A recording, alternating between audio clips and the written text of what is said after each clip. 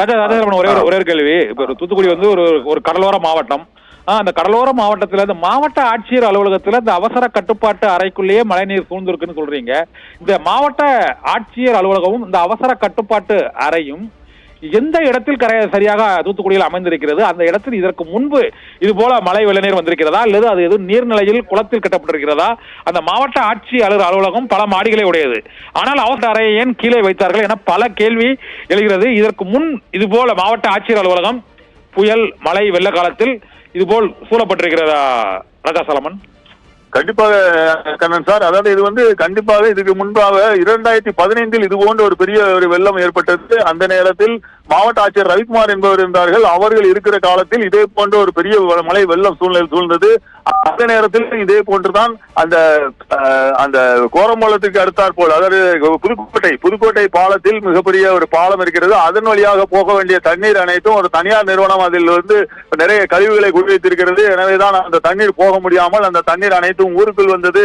அதனால்தான் மரவன் மடம் கோரம்பள்ளம் போன்ற பகுதிகள் அனைத்தும் தண்ணீர் வெள்ளம் சூழ்ந்து மிகப்பெரிய ஒரு பாதிப்பு ஏற்பட்டது என்பதாகவும் கூறப்பட்டது. இந்த நிலையில் தான் தற்போது அதே இடத்தில் மீண்டுமாக தண்ணீர் வந்துள்ளது. இதற்கிடையே அந்த புதுக்கோட்டை பாலத்தில் அந்த உப்பாற்று ஓடை என்னும் சொல்வார்கள், அது வந்து காட்டாற்று வெள்ளம் செல்லக்கூடிய தண்ணீர் செல்லக்கூடிய ஒரு பாலம். அதில் இருக்கக்கூடிய அந்த கழிவுகள் அனைத்தையும் நாங்கள் அகற்றி விட்டோம், இனிமேல் அப்படியான சூழல் ஏற்படாது என்றுதான் கூறினார்கள்.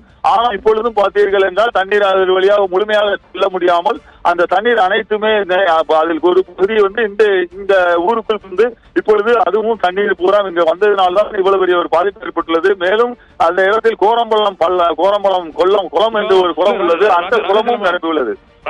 கோரம்பலம் அருகிலே இருக்கு அந்த மாவட்ட ஆட்சியர் அலுவலகம். குளம் அருகிலே தான் மாவட்ட ஆட்சியர் அலுவலகம் உள்ளது. 2015 இதே போல அந்த மழை வெள்ளம் ஏற்பட்ட போது இதே மாதிரி மழை அந்த மாவட்ட ஆட்சியர் அலுவலகத்தில் தண்ணீர் வந்தது. இப்ப 2023 7 வருஷம் ஆயிட்டு, 7 வருஷம் கழிச்சு ஒரு மழை வருது, அது அதை விட பெரிய மழை இது.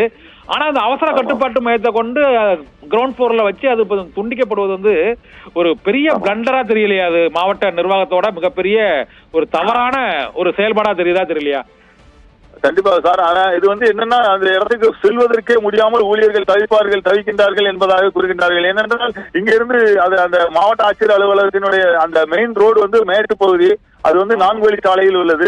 ஆனால் மாவட்ட ஆட்சியர் அலுவலகமானது தாழ்வான பகுதியில் உள்ளே இருக்கிறது. தூத்துக்குடி அந்த மாவட்ட ஆட்சியர் அலுவலகத்திற்கு இந்த மெயின் ரோட்டில் இருந்து உள்ளே செல்ல வேண்டுமானால் சுமார் ஒரு 500 மீட்டராவது உள்ளே போக வேண்டியிருக்கும். அந்த 500 மீட்டர் தூரமும் கீழே பள்ளமாக இருப்பதால் உள்ளே யாருமே செல்ல முடியாத சூழல் உள்ளது. இனிமேல் போட்டு கொண்டு வந்து ஏற்கனவே இதே போல 2015 மீனவர்களுடைய போட்டு கொண்டு வந்து தான் போட்ல தான் உள்ள போனாங்க.